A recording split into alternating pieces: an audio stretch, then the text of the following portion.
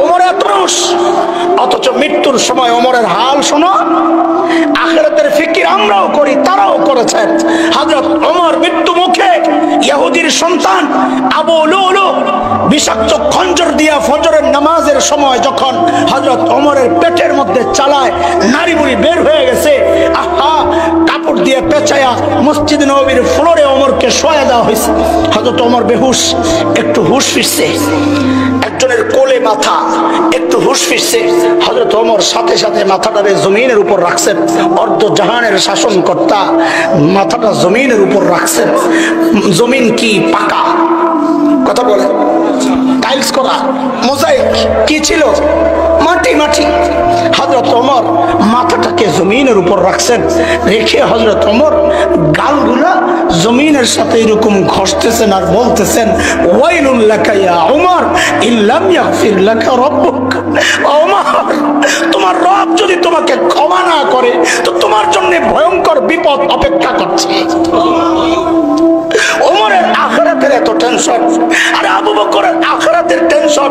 হযরত আবু বকর নির্জনে চলে যেতেন দূরে, যায় চিৎকার করে করে কাঁদতেন আর নিজেকে ধিক্কার দিয়ে দিয়া বলতেন, ইবনে আবি কুহাফা, ও আবু কুহাফার বেটা, তুই মানুষ কেন হইলি? তুই মানুষ কেন হইলি?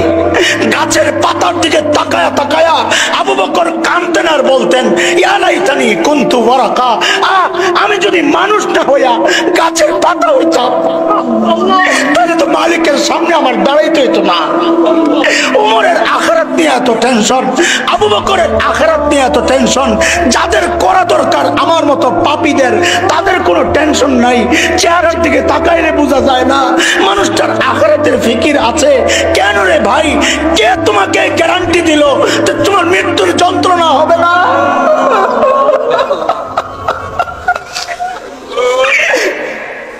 কে গ্যারান্টি দিছে? কে গ্যারান্টি দিল যে কবরে আযাব হবে না? আরে ওমর তো গ্যারান্টি পাইছে ওমর ফিল জান্নাহ, আবু বকর তো গ্যারান্টি পাইছে আবু বকর ফিল জান্নাহ। তারপরেও তাদের এত টেনশন। তোমারে কে গ্যারান্টি দিছে? কেন এত বেফিকির হয়ে গেছো? কে গ্যারান্টি দিছে যে মৃত্যুর যন্ত্রণা হবে না? কে গ্যারান্টি দিছে কবরের আযাব হবে না?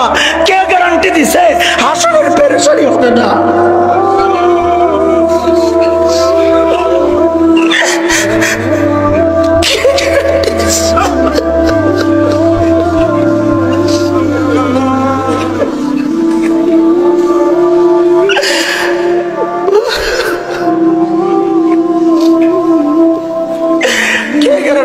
ভাই আমাদের জাহান্নাম থেকে মুক্তি পাওয়া যাবে, কে গ্যারান্টি দিচ্ছে? কেন এমন অবস্থা হয়ে গেল? কোনো ফিকির নাই, চলছে চলছে চলছে, কোনো ফিকির নাই।